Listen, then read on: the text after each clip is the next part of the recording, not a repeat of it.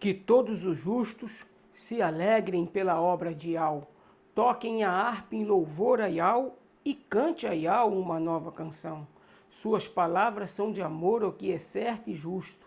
Por meio dela ele fez os céus e todos seus exércitos. Por sua ordem criou o sol, a lua e as estrelas. Juntou os mares e as águas profundas em imensos reservatórios. Que toda a terra o tema, e também as criaturas, pois a sua vontade o todo foi criado. Ele desfaz os planos feitos por qualquer nação, não deixa que se realize, mas o que planeja dura para sempre, e suas decisões são eternas. Feliz é o povo que tem Iau como seu Criador. Ele vê todos os homens, e não há rei que se salve com o poder de seus exércitos, mas seu olhar vigia e protege os que o temem e depende de seu amor. Quando houver perigo de vida, quando houver fome na terra, Iau salvará. Ó Iau, que teu amor nos acompanhe, pois nós confiamos em ti. Eu sou o Shaul, estou aqui hoje para falarmos um pouco a respeito do reino milenar de Iaush, como nós precisamos entender esses assuntos para não sermos pegos de surpresa e para ajudar no crescimento e na edificação do corpo de Yahshua Mashiach. Nosso propósito aqui, irmãos, não é discutir a palavra, não é debater a palavra, mas pregar a palavra com clareza, com assim diz Iau dos Exércitos. Nós precisamos entender essas coisas e nós estamos à porta do estabelecimento do reino milenar de Yahshua. Nós precisamos falar, irmãos, dessas coisas para que nós venhamos a crescer e assim a igreja ser nutrida com um verdadeiro maná que cai do céu, que desce do céu da parte de Yahshua Mashiach. Ele está nos dando um maná escondido, irmãos. Estava escondido de nós há muito tempo, mas agora nós estamos já fazendo parte do maná que estava escondido, porque não foi Yahweh que escondeu, mas o sistema religioso. E nós agora, irmãos, vamos estudar um pouco a respeito do reino milenar de Yahshua, o estabelecimento desse reino, como ele é configurado, e essas coisas a gente precisa estudar, porque, irmãos, está lá no Apocalipse, e o Apocalipse é um livro de revelação para os servos de Yahweh. Servo de Yahweh não pode ter medo do livro do Apocalipse, pois ele é uma revelação para nós. Se você pegar lá no capítulo 1, nós vamos entender que é revelação de Yahweh, que Yahshua as notificou ao anjo, e o anjo passou para Yaohana trazer para nós. E sem mais delongas, quero abrir a escritura com vocês no livro de Apocalipse, capítulo 20, verso 1 e diante. Nós precisamos entender aqui, irmãos, para que não fique dúvida, porque eu fui adventista do sétimo dia por quase 30 anos. E eles fazem uma salada tremenda com essa passagem aqui. Vamos para a leitura. Vi descer do céu um anjo que tinha uma chave, que tinha a chave do abismo e uma grande cadeia na sua mão. Observe, irmão, que o anjo ele tinha uma chave. Se tem uma chave, a chave serve para quê? Para abrir porta, irmãos. Uma chave para abrir porta, para abrir cadeado, né? Então o anjo tinha uma chave. E certamente essa chave abre a porta do abismo. Isso nos mostra que o abismo não é aqui na terra, não é a terra. Ele prendeu o dragão, a antiga serpente, que é o diabo e Satanás, e o amarrou por 1000 anos. E lançou no abismo, e ali o encerrou, e pôs selo sobre ele, para que não mais enganasse as nações. Irmãos, nós precisamos entender que existe uma razão pela qual Satanás e os anjos maus são presos. E são presos exatamente por 1000 anos. Entendeu? E foi colocado selo sobre ele, para que não mais enganasse as nações, até que os 1000 anos se acabem. E depois disso, importa que seja solto por um pouco de tempo. Tá vendo, irmãos? Depois de 1000 anos, ele vai ser solto por um pouco de tempo. E vi tronos, e assentaram-se sobre eles, e foi-lhe dado o poder de julgar. E vi as almas daqueles que foram degolados pelo testemunho de Alxa e pela palavra do Elohim, e que não adoraram a besta nem a sua imagem, e não receberam o sinal em suas testas nem em suas mãos. E viveram e reinaram com Machia durante 1000 anos, mas os outros mortos não reviveram, até que os 1000 anos se acabaram. Esta é a primeira ressurreição. Bem-aventurado e santo aquele que tem... Aqui você pode usar a palavra santo mesmo, irmão, porque bem-aventurado e santo, ou seja, bem-aventurado e separado, porque essas pessoas foram separadas por Ial para reinar com Ialcha.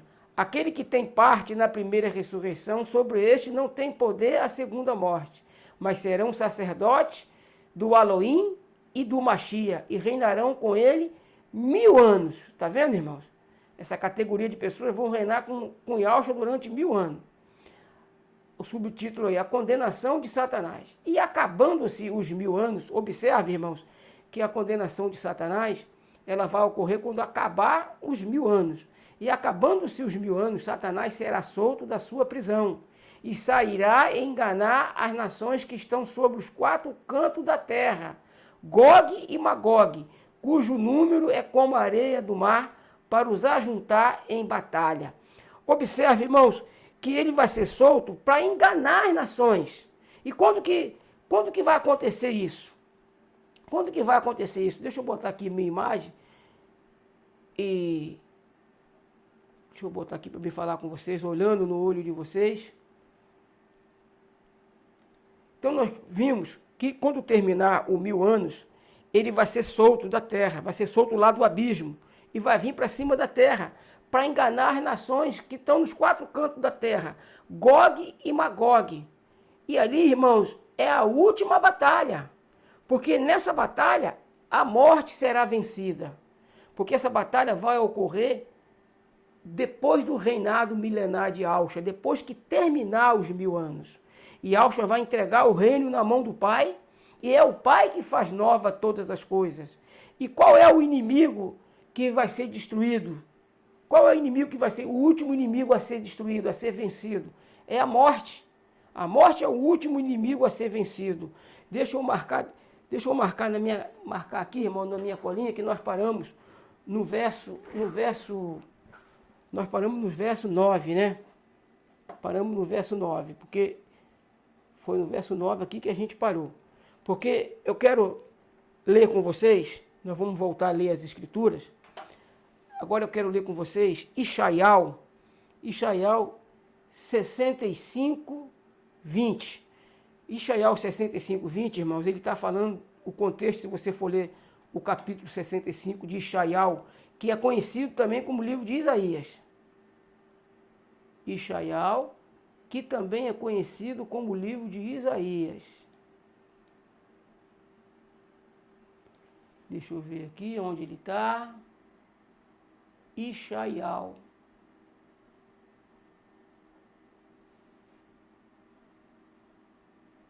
Ishaial, cadê Ishaial?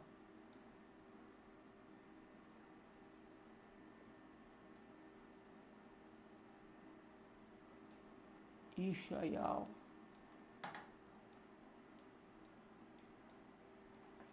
Travou aqui um pouquinho, irmão. Só um instante aí. Aguente aí. Aguente firme que nós estamos chegando lá. Ishaial, nós não podemos perder esse livro. É Ishaial, cadê ele?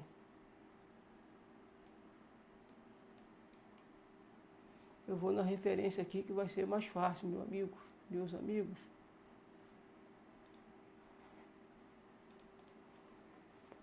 Tá dando aqui um problema aqui, meus irmãos. Mas eu vou nesse lado aqui, que aqui eu vou achar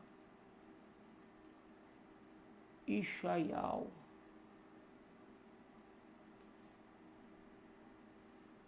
Está repreendido.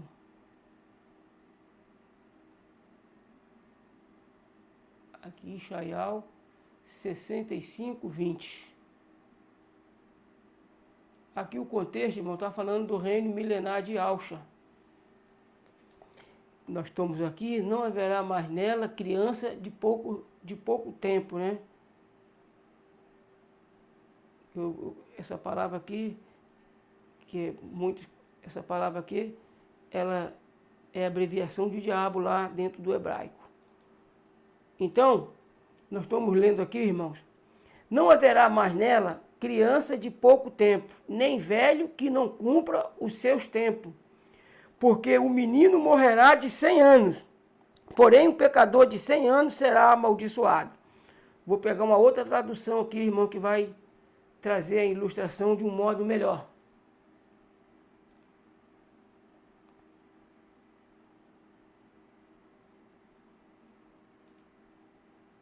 Não. Ali não haverá mais criança que vivam alguns tempos apenas, nem velho que não chegue a completar seus tempos, seus dias, né? Não quero falar essa palavra, que é abreviação de diabo. Quero falar tempo, me ajude, Pai. Tempo ou ciclo. Deixa eu procurar aqui. Linguagem de hoje. Nunca mais morrerão ali criancinhas de pouco ciclo. Ninguém morrerá antes de ficar bem velho. Morrer aos 100 anos será morrer moço. E não chegar aos 100 anos será uma maldição. Tá vendo, irmãos, aqui? O texto, ele é bem categórico. Aqui, nós estamos lendo que no reino milenar de Alcha, a morte ainda vai existir. Por que a morte ainda vai existir no reino milenar de Alcha? Porque ela é o último inimigo a ser vencido. E quando é que a morte vai ser vencida? Quando é que vai acabar a morte? Apenas depois que o soberano, o criador do universo, o Altíssimo, fizer nova todas as coisas. Lembra que aqui, no livro de Ishaial 65, ele fala do reino milenar de Alcha. E como nós estamos lendo aqui, irmãos, no reino milenar de Alcha ainda vai existir morte. Por que vai existir morte no reino milenar de Alcha? Por quê que ainda vai existir morte? Por quê? Porque as pessoas que vão estar do lado de fora do reino, irmãos, as pessoas que vão estar do lado de fora do reino, elas ainda vão ter corpo comum. E por que o reino milenar de Alcha, ele tem que ter uma configuração de 1000 anos? Por quê, irmãos? Porque 1000 anos é tempo suficiente para que os últimos passos da história desse mundo, como nós a conhecemos, cheguem no seu fim. O caráter de Al vai ser reivindicado e vai ser mostrado de modo categórico. Porque durante o reinado milenar de Alcha, as escrituras vão estar limpas, porque o fermento dos fariseus não vão mais existir. Durante o reinado milenar de Alcha, a glória de Al vai estar em toda a terra. A Bíblia vai estar limpa, sem nenhum fermento de nada. Porque o próprio Satanás, como nós lemos lá no Apocalipse, ele vai ter sido preso no abismo, para que não engane mais as nações. Ou seja, ele vai estar preso, não vai ter mais tentação, as pessoas vão ler a Bíblia e não vão sofrer influência ou impressão ou impressões do adversário e seus anjos sobre as escolhas de quem estará por lá de fora da cidade. E nós, irmãos, temos que lembrar que por lá de fora da cidade vão estar pessoas que não cumpriram o propósito de Al em suas vidas. Eu estou olhando para cá para me ver ali o tempo que eu já estou aqui, mas não quero passar muito tempo, não. Então, essas pessoas que vão estar por lá de fora são pessoas, irmãos, primeiro, os servos inúteis de Al. Inúteis? Sim, inúteis. Mas deixaram de ser filho de Al por serem inúteis? Não, irmãos. O que Al disse? Eu repreendo e castigo a todos quanto amo.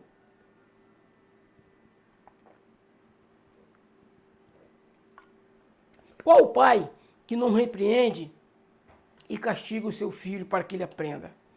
Eu quero abrir com vocês agora e vai esclarecer coisas, irmãos, que até antes de nós conhecermos Alcha, conhecermos a configuração que nós nos encontramos hoje, essa parábola aqui dos talentos, né?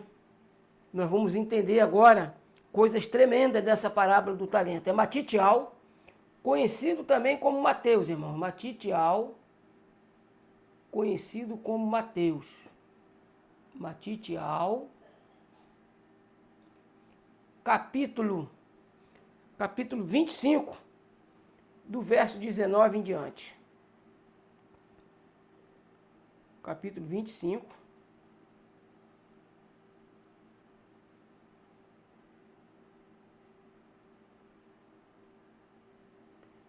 Versículo 19 em diante. Depois de muito tempo, o patrão voltou e fez um acerto de contas com eles. O empregado que havia recebido 500 moedas,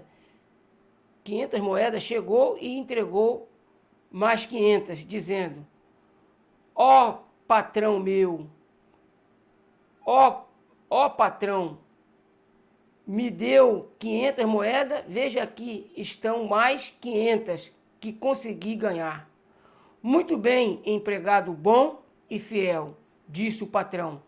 Você foi fiel negociando com pouco dinheiro. Você foi fiel negociando com pouco dinheiro. E por isso vou pôr você para negociar com muito. Venha festejar comigo. Então, o empregado que havia recebido 200 moedas chegou e disse: ó patrão, me deu 200 moedas. Veja aqui estão mais 200 que consegui ganhar. Muito bem, empregado bom e leal, disse o patrão. Você foi fiel, foi leal, negociando com pouco dinheiro. E por isso vou pôr você para negociar com muito. Venha festejar comigo. Aí, olha só agora, irmão. Eu não quero isso aqui, não.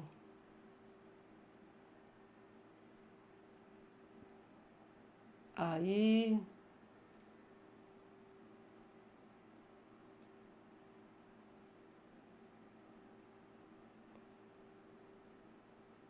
é porque eu perdi aqui, tá, meus irmãos? Muito bom, empregado bom e leal, disse o patrão. Você foi leal, negociando com pouco dinheiro, e por isso vou pôr você para negociar com muito. Venha festejar comigo. Então o empregado que havia recebido 200 moedas, não era aqui que eu estava. Venha negociar com muito, venha festejar comigo. Aí o empregado que havia recebido 100 moedas chegou e disse: Eu sei que tu, eu não leio aqui esse título aí, que vocês sabem que lá dentro do hebraico esse título aí significa Baal. Eu sei que tu é um homem duro, que recolhe onde não plantou e ajunta onde não semeou. Fiquei com medo e por isso escondi o seu dinheiro na terra. Veja, aqui está o seu dinheiro. Empregado mau e preguiçoso, disse o patrão. Você sabia que colho onde não plantei e junto onde não semeei. Por isso você devia ter depositado o meu dinheiro no banco, e quando eu voltasse, o receberia com juros. Depois virou-se para os outros empregados e disse: tirem dele o dinheiro e deem ao que tem 1000. Tire dele o dinheiro e dê ao que tem 1000 moedas, porque aquele que tem muito receberá mais, e assim terá mais ainda. Mas quem não tem, até o pouco que tem será tirado dele. E jogue fora na escuridão o empregado inútil. Ali ele vai chorar e ranger os dentes de desespero. Então, irmãos, dentro do contexto aqui, nós olhamos na linguagem de hoje, mas em outra linguagem fala servo inútil, ou mesmo empregado inútil. Ele era empregado de quem? Ele era empregado do patrão. E por ser empregado do patrão, por ser inútil, ele deixou de ser empregado? Não, irmãos. Ele não deixa de ser empregado. O servo não deixa de ser servo, embora ele seja inútil. O contexto da parábola está falando da majestade de Iau, o soberano do universo. Então, o que o soberano do universo disse para que fizesse com aquele homem? Tira o dinheiro que ele tem e dá ao que tem muito, ao que tem 1000. Porque ao que não tem, até o que tem lhe será tirado. Irmãos, dentro da correção de Iau, por exemplo, todos os filhos de Iau, seja ele, irmãos, o mais rebelde que seja, que são filhos de Iau. Eu não estou falando de bastardo não, irmãos. Filhos de Iau. Iau diz que repreende e castiga quanto ama. A todos quanto ama. Então, esse servo inútil, ele é jogado nas trevas exteriores. Aonde é as trevas exteriores? Ou aonde será as trevas exteriores? Vamos continuar lendo agora, irmãos, Apocalipse 20, do verso 9. Vamos agora de novo lá para Apocalipse 20, verso 9. Que nós vamos descobrir agora outras coisas fundamental, que é importante dentro dessa configuração que nós estamos estudando aqui. 20, verso 9.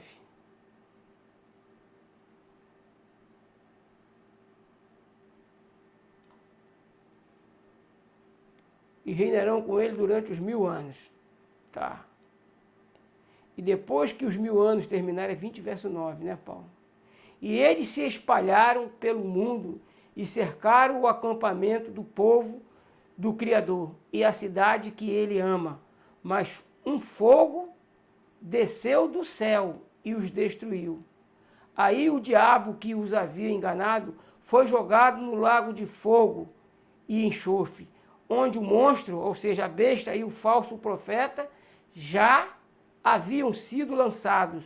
E lá eles serão atormentados para todo sempre, de dia e de noite. Está vendo, irmãos? Serão atormentados para todo sempre, de dia e de noite. Esse aqui é o lago de fogo, é o abismo, irmão. Não é as trevas exteriores. Porque as trevas exteriores, como eu já havia dito a vocês, as trevas exteriores, irmãos, elas configuram fora da cidade. E ali, dentro das trevas exteriores, o que é as trevas exteriores comparado com a sabedoria, com o estilo de vida que existe dentro da nova Iau Shalaim, que vai descer da parte de Yausha, da parte de Iau, ataviada como noiva. Lá é vida perfeita, dentro da cidade nem sol precisa, irmãos, porque Iau é a luz da cidade e Yausha é a lâmpada, entende? Então a vida dentro da nova Iau Shalaim é perfeita, mas por lá de fora da cidade, a vida não é perfeita. Por lá de fora da cidade, os homens vão estar sujeitos ainda às mazelas do pecado. Os homens vão estar sujeitos às mazelas do pecado, porém, com uma melhoria de vida muito, muito significativa. Primeiro, vão ter a capacidade de viver até 1000 anos, porque o reinado de Yausha, ele é um reinado de 1000 anos. E a Bíblia tem que estar pura. Durante esses 1000 anos, a Bíblia vai estar pura, porque não vai ter diabo para perturbar ninguém, para jogar mentira dentro das Escrituras. As pessoas que vão estar na configuração por lá de fora da nova Iau Shalaim, elas vão estar com a Bíblia limpa. E vão estar, irmãos, com um corpo perfeito, um corpo que é capaz de viver até 1000 anos. Por isso, morrer de 100 anos é morrer novo, é morrer jovem, é morrer moço. Porque no reinado milenar de Yausha, as pessoas vão voltar a ter a capacidade de viver até 1000 anos. Matusalém não viveu 969 anos? Então, no reino milenar de Yausha, a estrutura de vida ela vai ser capaz de viver até 1000 anos. Porque é o período do reino milenar de Yausha. E se por um acidente alguém vir a morrer com 100 anos, vai morrer jovem. Porém, entretanto, o processo da reencarnação, ele ainda não terá terminado. Ele só vai terminar depois do milênio, depois do reino milenar de Yausha, porque o último inimigo a ser vencido é a morte. Então, se a pessoa morrer de 100 anos, ela ainda vai voltar, porque ela tem uma estrutura de aprendizado pela frente. Porque acidente vai ser possível acontecer, irmão, por lá de fora da cidade. As pessoas vão estar com a capacidade de viver até 1000 anos, porém não vão ter corpo perfeito, igual os que estão dentro da cidade. As pessoas que estão dentro da cidade, a morte já não tem poder nenhum sobre elas, porque elas já têm corpo perfeito. Elas já estão reinando com Yalcha. Os que vão configurar por lá de dentro da cidade são pessoas perfeitas, corpo perfeito, corpo celestial. As pessoas que vão estar por lá de fora da cidade, elas vão ter corpo terreno. Por isso elas ainda vão estar sujeitas à morte, que vai durar ainda até 1000 anos. Quando Yalcha entregar o reino na mão do Pai, o Pai vai fazer nova todas as coisas, então o inimigo será tragado, o inimigo será destruído. O último inimigo é a morte. A morte não existirá mais e o processo de reencarnação se encerra.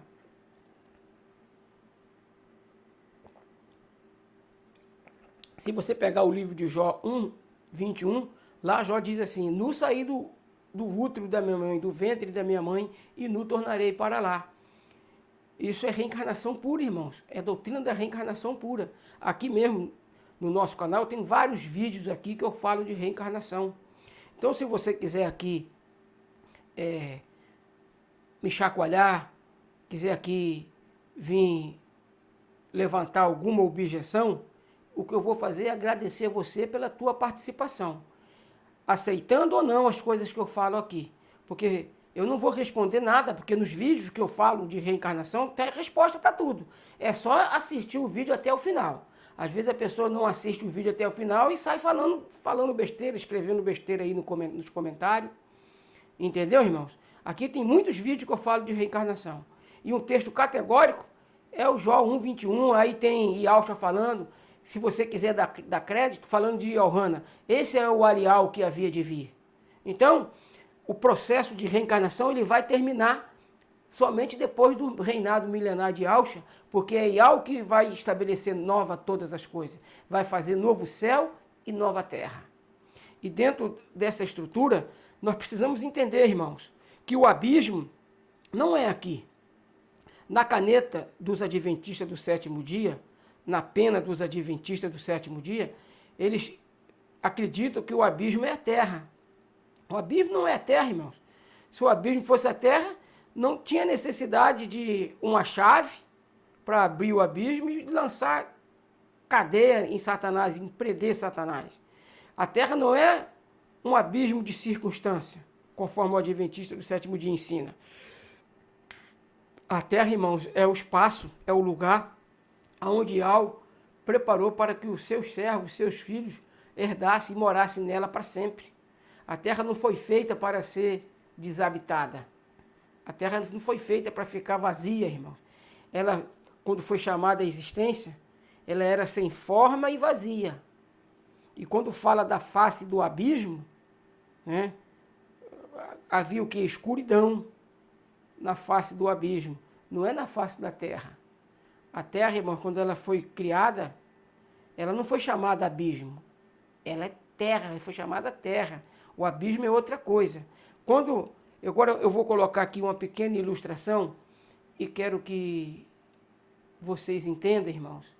Uma ilustração aqui, deixa eu colocar essa ilustração. Aqui está. Está vendo aqui, meus irmãos? Dentro desse contexto aqui, vocês estão vendo um lago de fogo. Mas esse lago de fogo aqui, irmãos, é evidente que não é um fogo literal. Por que não é um fogo literal? A Bíblia fala que o abismo é um lugar de escuridão. Se tem fogo, vai ter luz, que o fogo reflete luz, irmãos. Por exemplo, se você acender uma fogueira em lugar escuro, logo em volta da fogueira vai ter claridade. Vai ter luz em volta da fogueira. Então o fogo aqui, irmãos, é uma metáfora. O fogo lá no abismo é uma metáfora. Por que é uma metáfora? Por que é uma metáfora? Porque a própria Bíblia diz que o abismo é um lugar de escuridão, é um lugar de trevas, entendeu? Um lugar que não tem luz. Esse é o abismo, um lugar que não se enxerga nada. E o fogo ali é um fogo simbólico, irmãos. E eu já vou dar um exemplo a vocês aqui desse fogo simbólico. Por exemplo, se El chegasse para mim agora, estamos já com 29 minutos, se El chegasse para mim agora e falasse assim, meu filho, vou te dar juventude agora, você vai voltar a ter 18 anos, vai ficar com a pele limpinha, não vai ter uma ruga, vai ter muito poder físico, muita força física, e você vai viver para sempre, meu filho.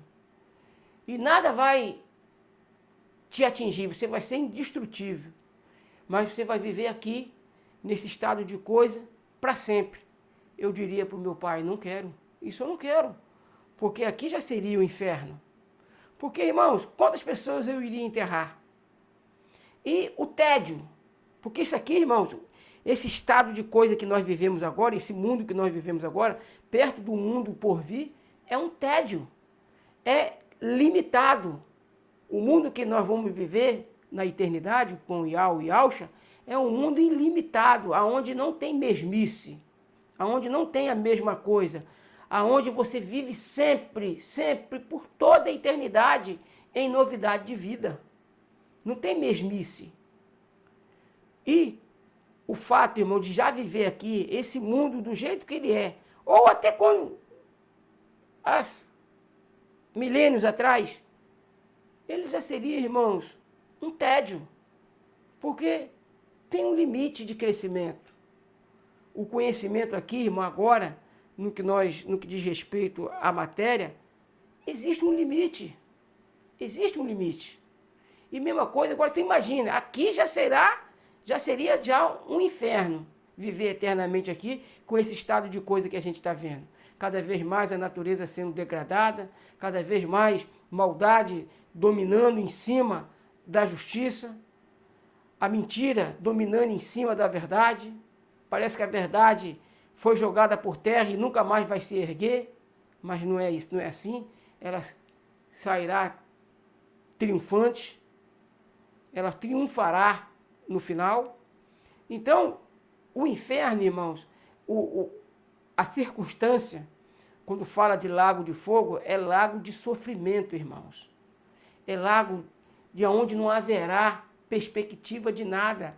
A pessoa vai viver numa eterna escuridão, sem ter perspectiva de nada. Entendeu, irmãos? E a segunda morte, ela é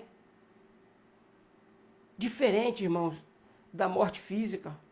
A morte espiritual não é ausência de vida. A morte espiritual, irmãos, é a ausência de Yau. Yau não vai estar mais presente. Yau vai deixar de ser onipresente em relação ao abismo, ao Hade, ao inferno. Yau não fará presença ali. Yau não olhará para aquele lugar aonde Satanás e os anjos maus e os ímpios, filhos do diabo, estarão por toda a eternidade presos num abismo de escuridão.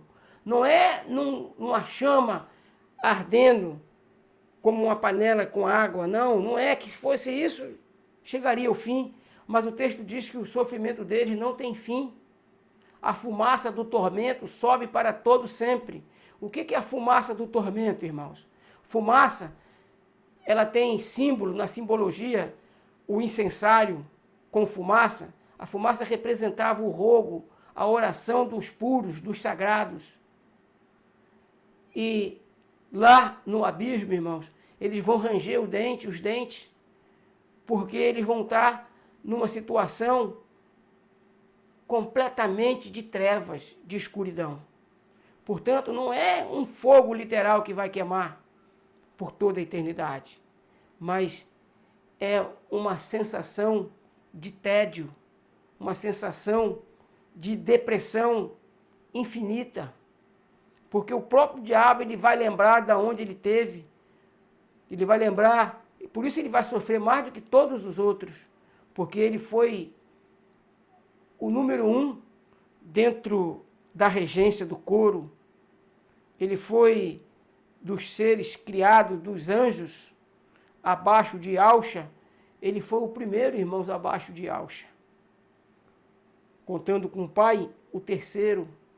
Se for contar a hierarquia, pai, filho, aí veio o anjo que hoje é diabo, ele era um querubim, irmãos. Um querubim da guarda. Então lá o inferno para ele vai ser algo, ele vai sofrer muito mais do que os outros, porque ele não teve o que os outros tiveram.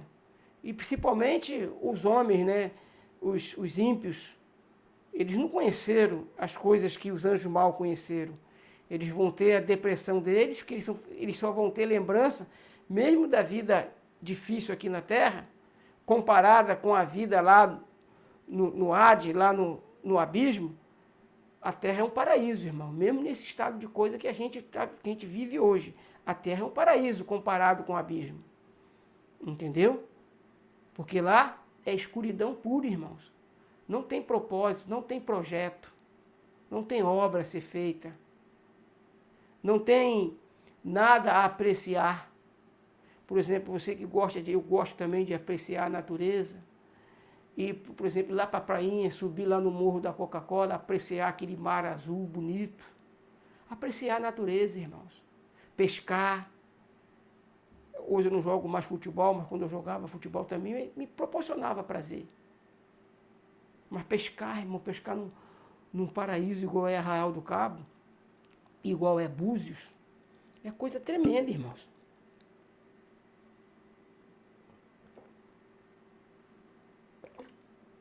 Então, a configuração do reino, irmãos, o reinado milenar de Ausha, nós temos que entender essas coisas.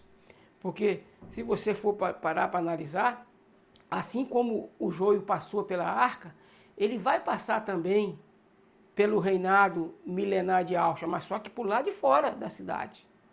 Porque vai ter pessoas, irmãos, que não vão ter aceitado a marca da besta, e vai ter pessoas, irmãos, que também não abraçou nada. Principalmente o joio. Ele vai passar porque o evangelho, não para que ele seja salvo, mas para mostrar que não tinha como salvar a ele. Ele vai estar com a Bíblia limpa na mão também, junto com aqueles filhos rebeldes, com aqueles servos inúteis que serão disciplinados por Iausha, por Iau e Ausha. O joio vai estar ali junto com ele. Você observe que depois do milênio, Satanás é solto e sai a enganar as nações. Quem é que ele vai enganar? Ele vai enganar o trigo que ali estava... O trigo de última qualidade, irmãos. De qualidade ruim. É o trigo que vai ser disciplinado. E vai fazer parte, na configuração da hierarquia do reino de Ausha, esse trigo ele vai ser plebeu. Esse trigo não vai fazer parte da realeza. Esse trigo é um trigo rebelde. Ele não vai fazer parte da realeza, mas ele vai ser plebeu no reino. E ser plebeu no reino, irmãos, ainda é muito melhor do que ser qualquer coisa no Hades, no Sheol, no lago de fogo, no abismo. E esses filhos vão entender o porquê que eles são plebeu.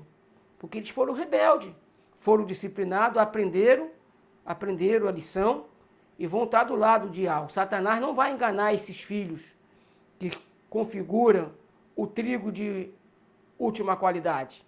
Porque tem trigo de primeira qualidade, tem trigo de última qualidade, irmãos. Tem cevada de primeira qualidade e tem cevada de segunda, de terceira, de quarta, como tem com todas as sementes.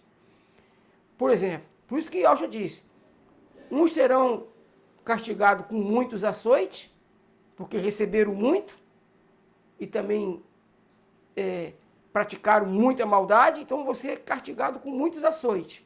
Outros vão ser castigados com poucos açoites. São aqueles que praticaram pouca maldade. Isso falando aí da categoria do joio, irmãos. Falando da categoria do joio. Qual a diferença do castigo entre o arqui-inimigo e o joio? O arqui-inimigo teve posição elevada em muitas coisas, acima de qualquer um outro. E o joio não, o joio só conheceu a estrutura dessa terra, porque o joio é filho do inimigo, o joio é semente do inimigo. Ele não é o inimigo, mas ele é a semente do inimigo. E por isso esse vai sofrer menos açoite do que Satanás e os anjos, porque eles tinham muita sabedoria, muita luz, veio de uma existência superior à nossa. Por isso eles vão receber mais açoite do que o restante do joio. Vocês estão entendendo como que as coisas vão convergindo, vão entrelaçando e entrando numa configuração, irmãos. Deixa eu chegar um pouco mais para cá, está agarrada aqui minha cadeira, né? Chegar um pouco mais para cá para sair ali, porque eu escrevi lá naquela tela lá atrás, e Alcha é a nossa força, e é Ele que é a nossa força, irmãos. É por Ele que nós vamos vencer, é através dele que nós vamos vencer. Os vencedores que irão fazer parte dos 144 mil, serão vencedores porque Yahshua os capacitará para isso. Porque Yahshua disse, sem mim nada podeis fazer. Então nós que vamos configurar os 144 mil, porque já foi revelado isso para mim. Eu vou estar configurando os 144 mil. E eu vou configurar os 144 mil, irmãos, não é porque eu sou o bambambam. É porque Yahweh dos Exércitos me configurou assim, dessa forma. Mas houve uma sinergia de minha parte. Eu não vivo vida desordenada, porque eu sei que eu sou parte dos 144 mil, vou viver vida desordenada. Aí mesmo que eu tenho responsabilidade de viver uma vida organizada, irmãos. Uma vida que condiz com a minha eleição. Eu tenho certeza absoluta que eu faço parte dos 144 mil. Por que isso? Porque Yahweh já me convenceu, já me mostrou que o espírito que está aqui dentro desse corpo é o espírito de Adão. O espírito que está dentro do corpo da minha esposa é o espírito de Eva. Por isso eu entendo que eu ter casado com ela com tanta diferença de idade. 32 anos. Na época ela tinha 63, eu tinha 31. Hoje ela está com 87, eu vou fazer 55 agora em outubro. Que Yahweh nos abençoe rica e abundantemente, em nome de Yahshua, o Mashiach. Assim seja, meus queridos e amados irmãos. Nosso pai Yahweh, nosso irmão mais velho Yahshua Mashiach. Pai Yahweh, em nome de Yahshua Mashiach, Pai, eu apresento os inscritos desse canal e aqueles que ainda hão de se inscrever, para que Tu os abençoe, Pai, de modo soberano e sobrenatural, fazendo com que eles cheguem, Pai, ao pleno conhecimento de varão e varoas perfeitas, varão perfeitos, ó Pai, para que possam participar das bodas do Cordeiro. E eu sei, Pai, que da categoria da cevada, Tu vai tirar, Pai, a noiva de Yahshua, os 144 mil. Mas dentro da categoria da cevada, Pai, também tem os convidados. Porque nem toda a cevada, Pai, vai fazer parte da noiva. Mas toda a cevada fará parte da festa de núpcia. Porque existe a cevada de primeira categoria, Pai, como existe a cevada de segunda. E bem-aventurado, Pai, felizes são aqueles que vão fazer parte das bodas do Cordeiro. Mais feliz ainda aqueles que farão parte, Pai, dos 144 mil. Porque esses serão, Pai, a noiva do Cordeiro. Eu sei, Pai, que tudo está em Tuas mãos. Tudo está em Teu poder. E nada vai escapar, Pai. Nenhuma vírgula se perderá. Tudo que Tu, Pai, planejou, acontecerá. Nada te apanhará de surpresa. Que Teu Espírito, que Teu Ruach Kadosh esteja conosco, nos iluminando e nos guardando. Em nome de Yahshua Mashiach. Assim seja.